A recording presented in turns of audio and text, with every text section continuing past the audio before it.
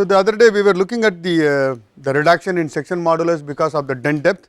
So, you could see from this graph the relationship it reduces very steeply as much as if you reduce 50%, the modulus available is only 20%. So, that you can see even if you make the half depth, because of the section changes, the section property is reducing tremendously, which will actually make the whole thing unstable.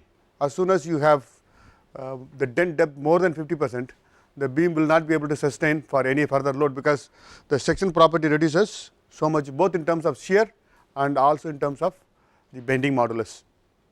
So, that is why when we want to have the d by t ratio, we have to select it suitably. You should neither make it too thick nor make it too small, because if you make it too thick, it may receive too much of dent force and make the supports to fail. If it is too thin, local buckling will govern, and then just immediately after impact locally there will be a failure. So, I think the most important is the range of d by t ratios for this class of problems. I know we have mentioned about the d by t ratio in offshore structures, what is the range permitted in case of design of tubular members. I think I have mentioned in the class last time between 20 and 60. So, somewhere around you should keep in that mind. 20 and 60 is the range, 20 we cannot go below, 60 and beyond will become too slender. So, between 20 and 60 we need to find even a fine tuned d by t ratios somewhere around 30 to 40, 40 to 50, which will be suitable for this type of problems where the impact force is. So, you never become too thin, never become too thick. So, that is the idea, you should keep it. Whenever you are asked to find out a suitable thickness for absorbing x amount of energy, then you should work in that type of number. So, typically you should select somewhere around say 40 will be a middle number for d by t ratios. Start with that, either way you can go down or go up, so that you will not reach the extremes, because if you start with 20, by the time you find the answer several iterations are required, and also if you start with 60, you may not be able to even get the answer properly. So, you should remember where to start in this kind of problem. So, let us introduce some of the empirical formulas. As I mentioned, this class of problems is not easy to derive relationship between the force and the energy absorbed. In many cases for other materials, like for example rubber material, we do have energy and reaction curves, especially if you look at port and harbor structures, we have fenders, rubber fenders. In some cases they do have like tires also mounted, without calculations you simply mount a tire which will actually absorb some amount of energy, but in small boats you can use that. But when there is a big ship, you need to calculate the amount of energy imparted by the ship onto the structure through these rubber elements. So, normally you will have a relationship between the rubber compression, which is basically the delta, which is the compression of the rubber, and the amount of energy absorbed is directly proportional to the force transferred to the structure, basically. So, you can take a rubber piece, go to a testing machine like UTM and apply the loading and measure the displacement. So, you can develop a graph which is very similar to a stress strain graph, but here we are going to have a load displacement graph, and correspondingly you can work out the energy reaction graph.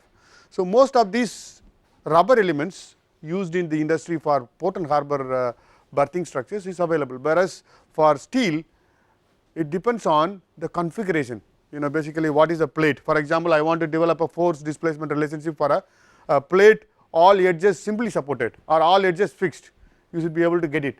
But in case of offshore structures, we have a tubular section which is not easy to model. That is why several tests have been done.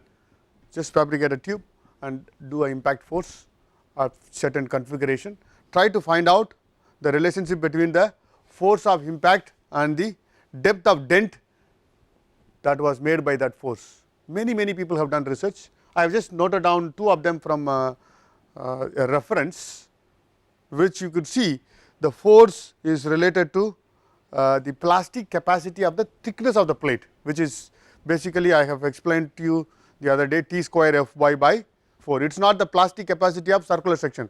The reason is only a local dent, not the complete deformation like ovalization of pipe. It is not that way. So, that is why you have to be a little bit careful. Using this formula is basically the plastic capacity of the plate thickness multiplied by square root of delta by d, which is the ratio of the dent with respect to the diameter. So, this is what he proposed, and this is empirical. So, you got to be little bit careful with the units. This whatever I have given is all metric units. So, megapascal, millimeter, that kind of number. So, they are unit dependent. And also he proposed a formula with respect to the energy absorption with respect to the delta and MP. So, using this, if you know what is the energy to be absorbed, because you know the ship size, you know the velocity at which is coming, and you know what is the dent I can permit, you know basically 10%, 15% and so on, and based on that you can calculate the energy absorbed. Once you know the energy absorbed, basically you can calculate the force introduced onto the system because of this much delta or dent. And like this, Amit Ghal also has, he is working in Norwegian Institute of Technology, this Professor Amit Ghal. Still I think he is doing a lot of research on this area. Of course, what we are going to use is a proposal from Ferns. He is also working in University of Texas. So, basically he proposed slightly different formula. Of course, ultimately then when you compare the results from all these three, they will not differ too much. It is basically a fine tuning. And here you could see the d by t ratio is coming here, and x by r, x is the dent depth, slightly different notation, and basically I am following the API notation given there. R is the radius of the tubular member half diameter, and this work done by Ferns has been adapted by API. So, we basically designed to these equations. So, P d is the dent force introduced onto the pipe because of the so much dent. So, the larger the dent that you allow, the force will be, as you can understand very easily as a common sense, the dent, you want to make a bigger dent, you need more effort, more force. So, basically that is what, and that basically involve d by t ratio to the square root. So, this empirical formula will be quite useful as long as you know what will be the dent depth that you would like to allow, and it is a progressive work, because more dent you allow, the system does not go anywhere beyond, because it will break, is not it. And basically if you allow less dent, amount of energy absorbed will not be adequate enough. So, the system will go to the next stage of elastic bending, because force is introduced, and if the elastic bending is reached because no more capacity, then it will go to plastic, and still the energy required is more. What will happen? Either the system will fail or redistribution will happen, basically because you can increase the dent depth. As long as you reach the capacity which is MP, the system will collapse. So, that is what basically several iterations are required to find a single answer, because this is not going to be a straightforward. So, we may require a computer analysis, because doing one iteration will take several hours, because you got to do 4 calculations and then iterate it until you get a equilibrium where a dent depth corresponding to energy absorption by 4 stages: elastic, plastic, global deformation and the dent. So, that is what we are going to look at it. So, the first stage in this is basically trying to find out a initial dent force, which is in relation to the depth of dent that you are going to assume. And again I will repeat, MP is the plastic moment capacity of the plate local section, which is basically T square by 4 times the yield of the material of the pipe. And also you can find out the energy absorption by simply integrating the force introduced on the local section, which I think you can see these equations derived. So, the energy is expressed as 14.4 MP x to the power 3 by 2 and all. So, you can calculate the energy absorbed during this process, and again rewriting in slightly different form, another form. So, you could ultimately get the answer in the same, any one of them can be used. Basically here B is introduced as a parameter, just little bit different, as the ratio of the diameter to the dent depth, so opposite.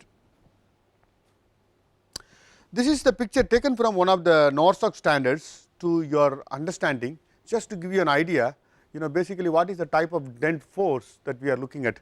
It is not going to be like few tons or few hundred kilonewton, depending on the diameter, depending on the size of the ship.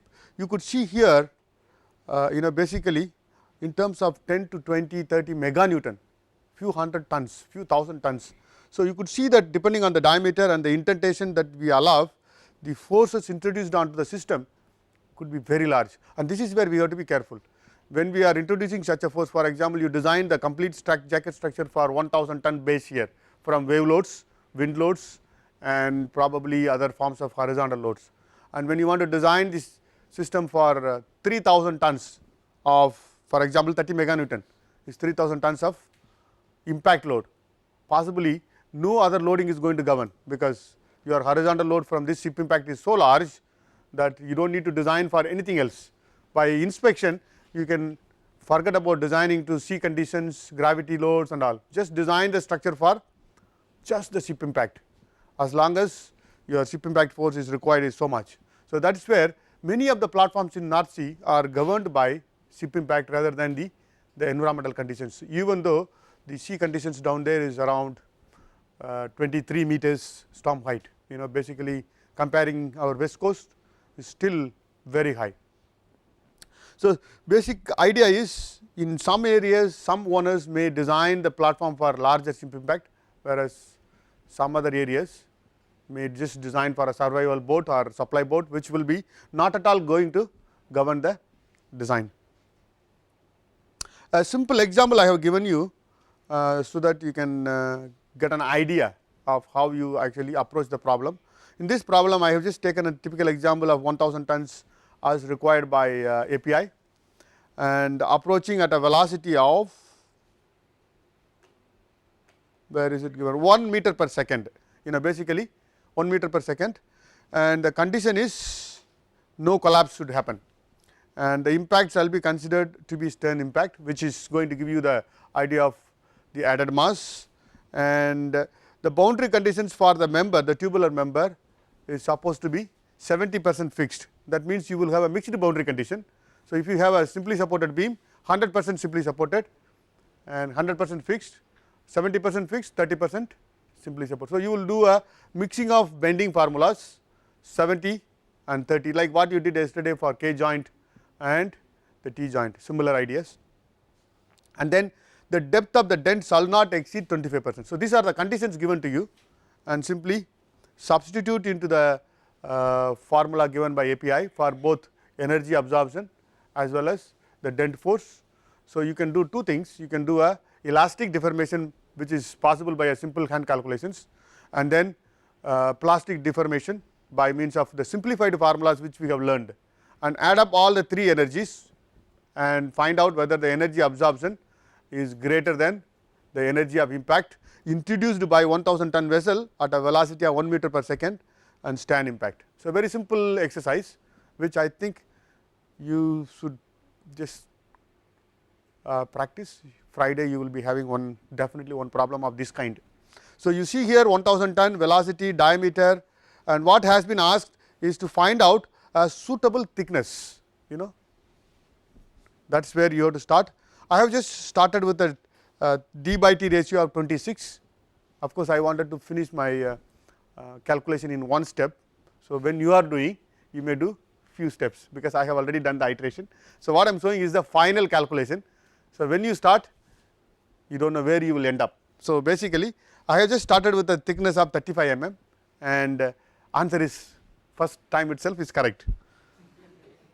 So, you just calculate the energy of impact, and then the moment of inertia, modulus, plastic capacity, and the dent depth, dent force, energy absorbed by dent, all of them formulas are there. So, just simply only thing is you will not be given these formulas.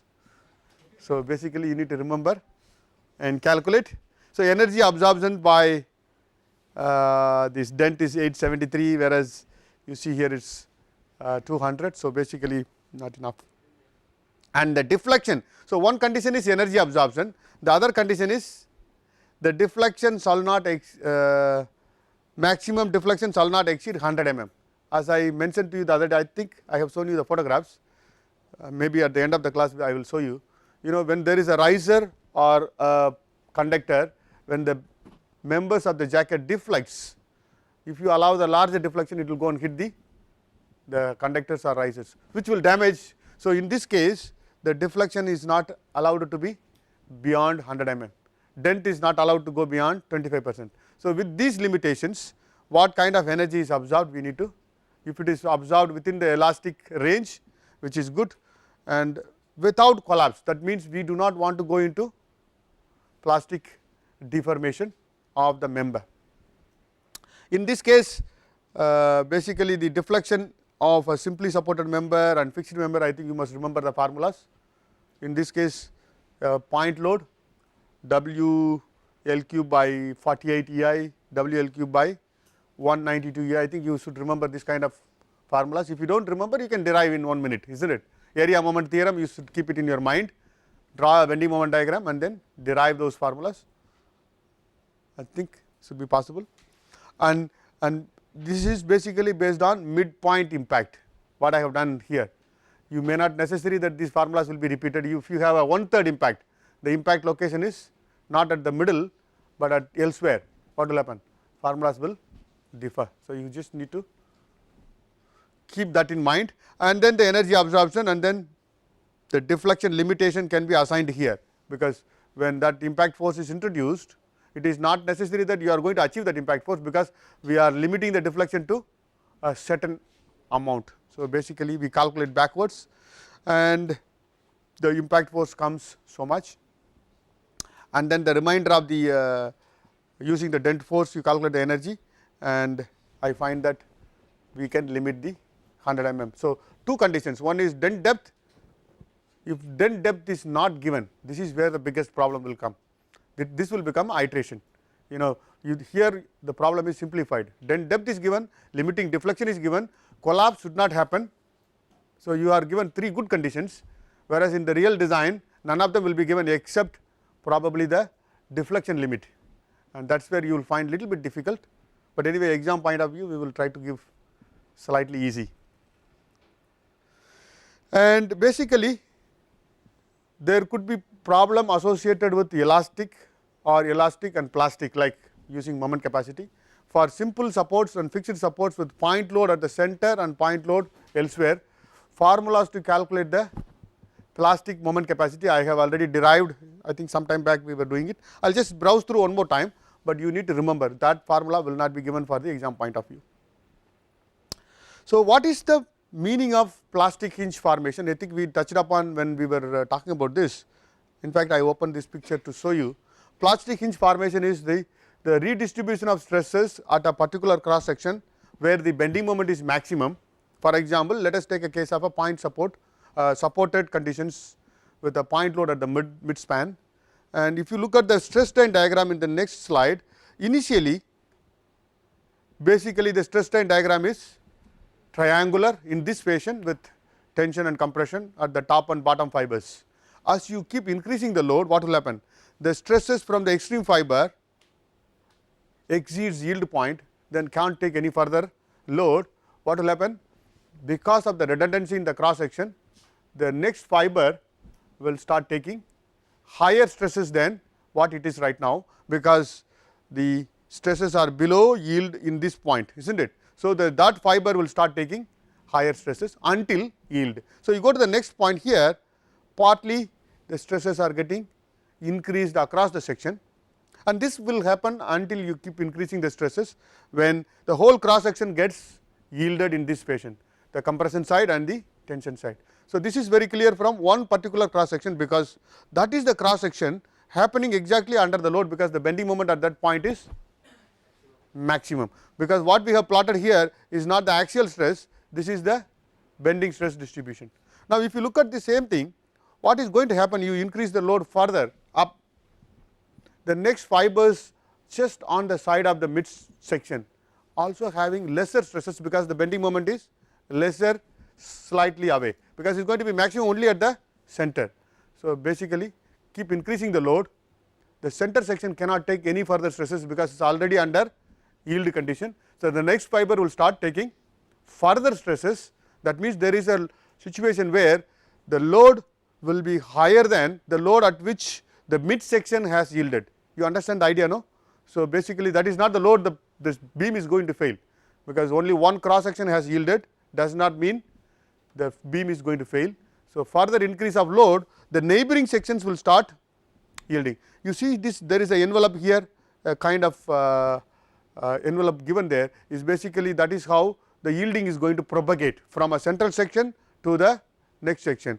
You know, when the section next section is getting yielded, the maximum yielding stress will happen only at the outer fibers, not at the mid section, no, because mid section stresses are, that is why you see a elliptical kind of profile is given. So, when a substantial section between this point and this point is yielded, that means there is no more capacity can be increased because becomes unstable. So, that width is typically about half to 1 depth of the member. So, you have 1 meter, if reasonable amount of section is yielded, then is unable to redistribute because the load has to go through the section which is already in the yielding condition. So, you cannot transfer the load to elsewhere. So, the beam starts collapsing. So, this is a condition called the plastic collapse stage or collapse load. So, basic idea is this is for a particular beam type of this type of boundary conditions for this type of load, and if you change the boundary condition, if you change the load condition, things will be different. So, that is what we are going to see in a few slides. I think we had derived the section modulus for elastic plastic for rectangular sections. I hope all of you remember this, and a solid circular section, and then hollow circular section, and then we made a comparison of these shape factors that defined as the ratio of plastic section modulus to elastic section modulus. Those who are not familiar, section modulus is the ratio of the moment of inertia divided by the half depth from the, or the depth from the neutral axis to the extreme fiber, that you need to remember. If you cannot remember, you can calculate back. Elastic versus plastic is just the difference between the triangular stress distribution to rectangular stress distribution, and basically you should remember definitely the hollow circular section, this formula F y into d square t is the plastic moment capacity, whereas the elastic is pi d square t by 4, slightly simplified, and the hollow circular section has got a shape factor of 1.27, 27% higher than the elastic capacity. So, all these things you should keep it in mind, and it is not the best section, but you can see here circular solid section has got 1.7, but unfortunately we can't use it because of several reasons we discussed earlier on. And a comparison chart.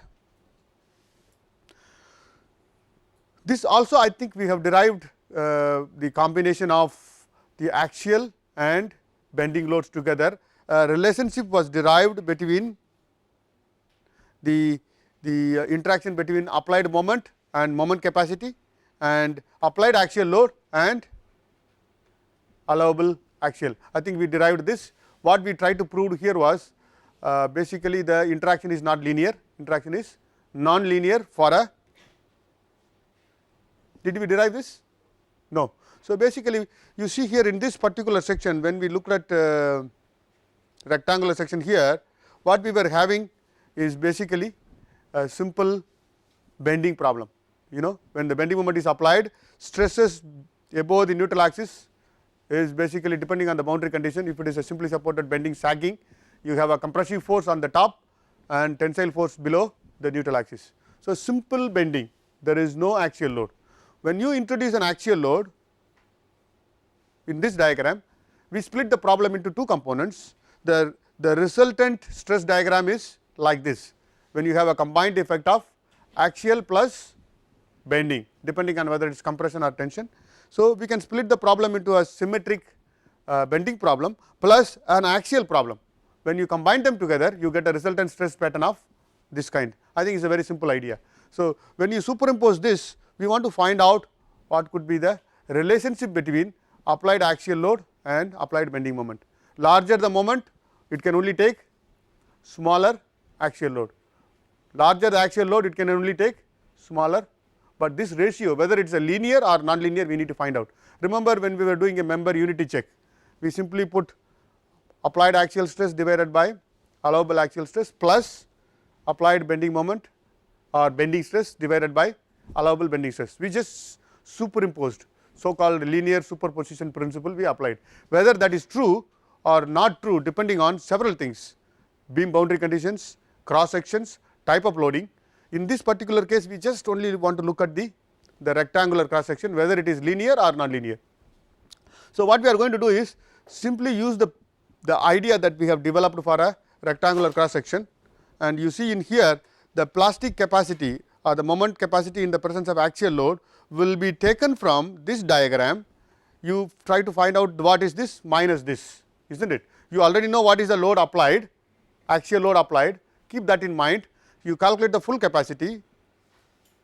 So, the full capacity is, we already have derived the plastic section modulus for a rectangular section, which is B h square by 4, I think we derived earlier on, multiplied by yield. So, this is basically nothing but the full capacity as if there is no axial load.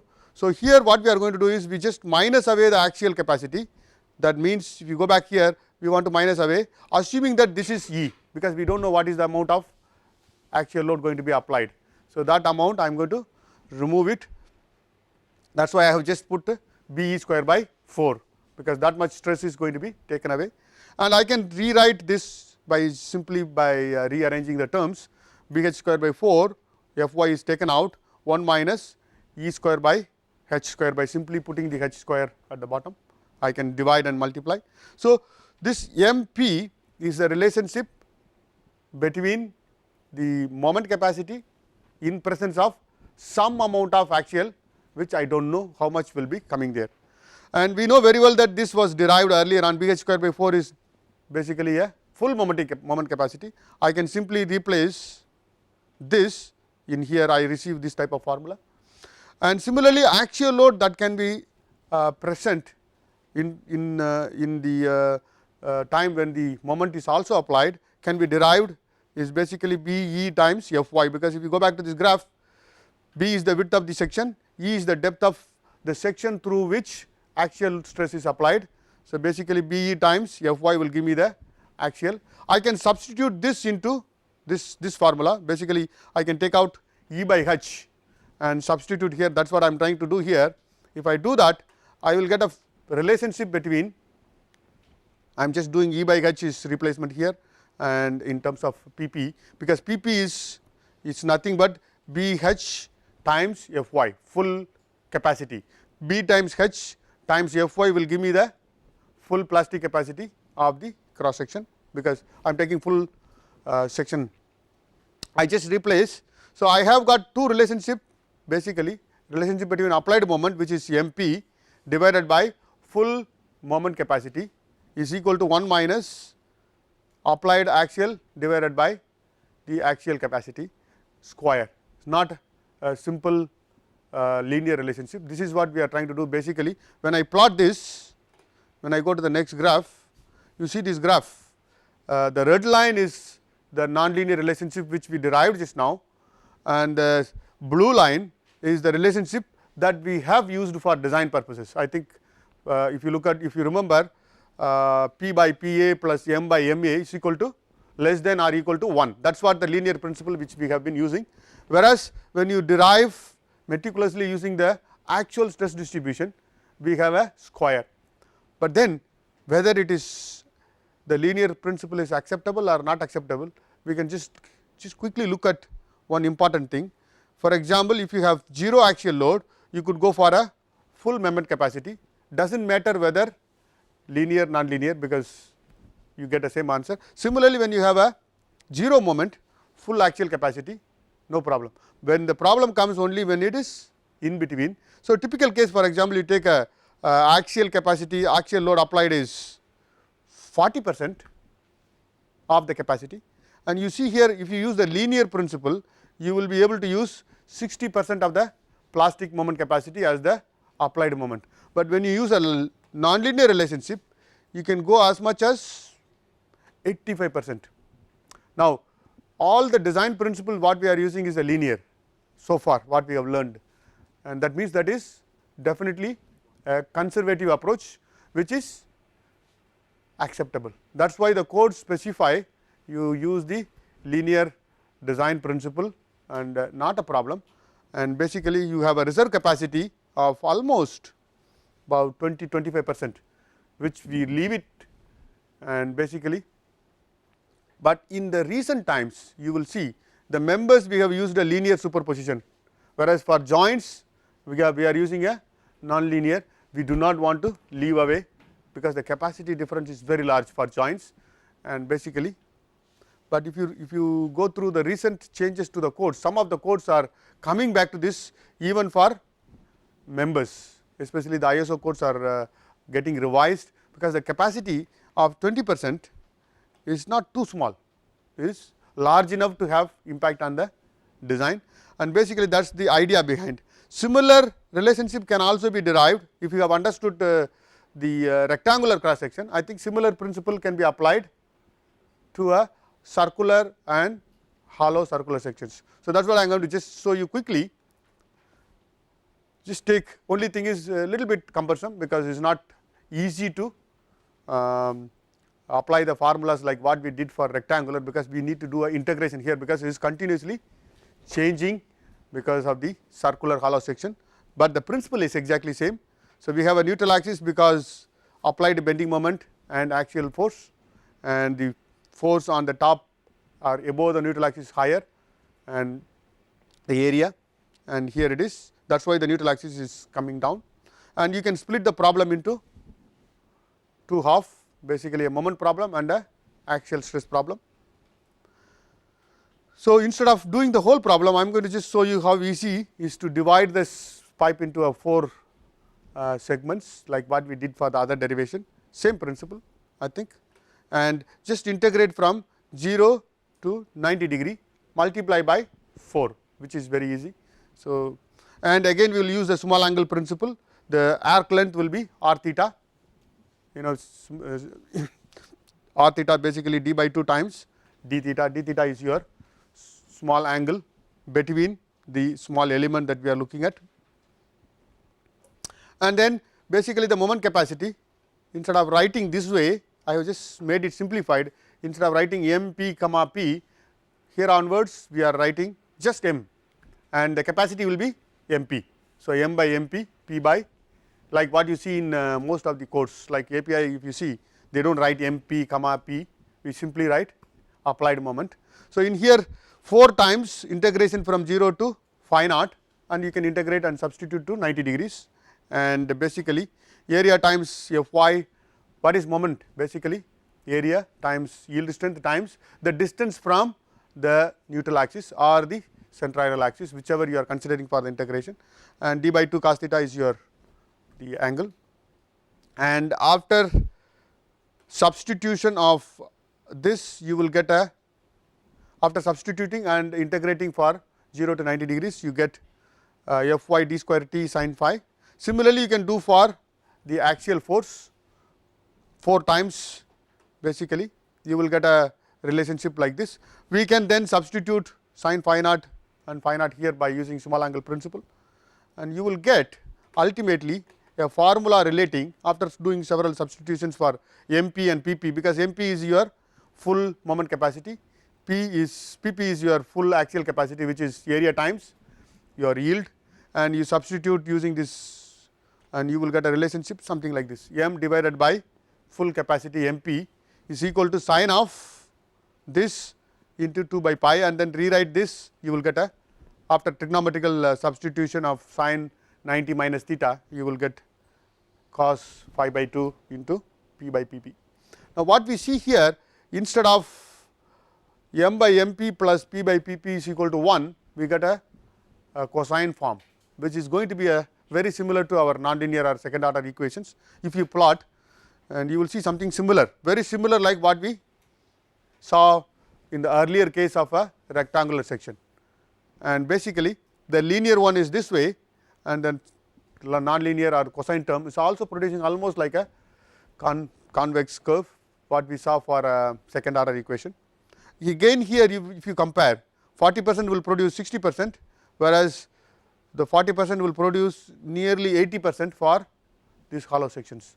We still ignore this because the codes are advocating that use the linear principle of superposition, which is what you will be taught when you are doing your simple mechanics or elastic beam theory. the effects of loads are superimposed and by linear principle. I think first assumption you make in the elastic beam theory, what you have studied in your basic mechanics, the superposition principle is valid, whereas here the superposition principle is valid if you assume a linear relationship. If it is a nonlinear, then we have to compute separately.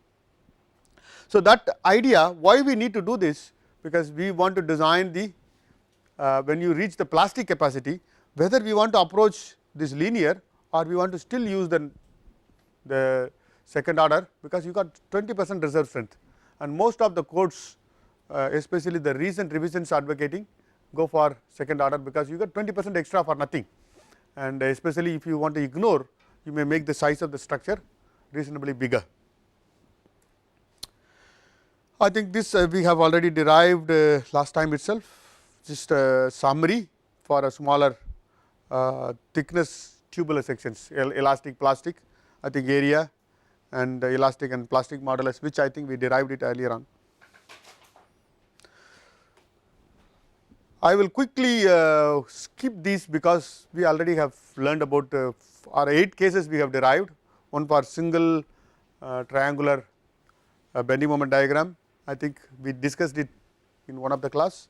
Point load, by inspection of a bending moment diagram, you get the plastic load is 4 MP times divided by L, and by energy methods you could derive work done and work, basically external internal work and compare it, because both ends are hinged, there is no rotation available, only the rotation possible is at the middle, which is 2 theta, and equating the internal and external work done, you could get the capacity at which the beam will fail or collapse is called a plastic, the load at which you can compute, which is related to the span of the beam and basically the plastic capacity, which we know how to calculate. For example, if it is a hollow circular section, is Fy times d square t, this is very simple.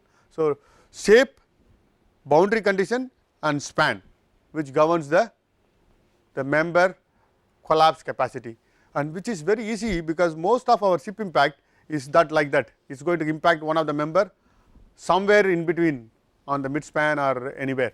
So, very handy if you remember these formulas to calculate.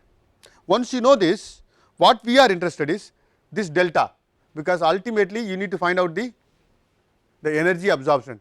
So, you know delta, you know at which beam is collapsing, Pc times delta will give you the energy absorbed during the process of deformation. As long as you do not reach this, if you are not reaching it, the beam is not collapsing. If it is reaching, then the beam is collapsing, energy is absorbed, but for future that member is not available for load transfer. That means for post impact that member needs to be removed. The purpose of it is for that. And then for fixed conditions, it is just basically a slight change. You have 2 end of the beams are having moment capacity. So, that means instead of 2 theta here, you will come 4 theta, and you can derive it, and that is basically the difference, and you get 8 MP by L. That means simply by changing the boundary conditions, you have an excess capacity of almost double. And then several other forms of configurations in terms of location of loading, I think we have derived many times. Eccentric point load, and then L by 3, this is L by 4, and then finally a summary, just to give you an idea. Location of load also influences, as you can see, the collapse load for a central point load is the lowest, is not it, that is the weakest. So, when you are trying to do a problem, you can actually decide whether you want to do so many of them or you want to do one, because you know very well for moment capacity, if you do a mid span, that is going to produce maximum bending moment, and then just get it calculated. You do not need to go and keep on doing for so many locations. Of course, when it looks for other forms of failure by shear, then you may actually look at the end of the sections. Now, all of them depends one important parameter, this theta, because the larger the rotation that you would like to allow, more the moment capacity. 2 parameters, one is rotation, the other one is strain. You know very well elastic strain is 0.2% and elastoplastic we go as much as 17 to 20%, that is what I was talking about the other day. When you go and look at a tensile test of a rod in a UTM machine, I think some of you might have already gone through the laboratory classes. So, you elongate quite long, this is not just around 0.2%, you may go 2%, 3% depending on the specimen size, you can go up to 17 to 20% of elongation, which is going to be possible if you have a ductile steel. If you have a brittle material, not feasible. So, the larger the strain, larger the rotation possible, larger the rotation, more capacity is going to come. So, that is where we are going to just see what is that acceptable rotation for this class of failure problem or so called ultimate strength problem. Of course, when you look at an elastic beam design, we limit to 0.2% strain and the rotation is negligible, because you do not want to see a substantial deflection of the beam, and that is why we limit our everything to elastic. Whereas, when you are looking at a failure case like this, we look at the rotation maximum. Marshall has done quite a substantial amount of experimental work. He proposed something like this as an empirical formula to calculate the permissible rotations for tubular sections, not for other sections, for tubular sections. And of course, we use this 1250 multiplied by T by D. This is an empirical formula in terms of radians, you have to be careful.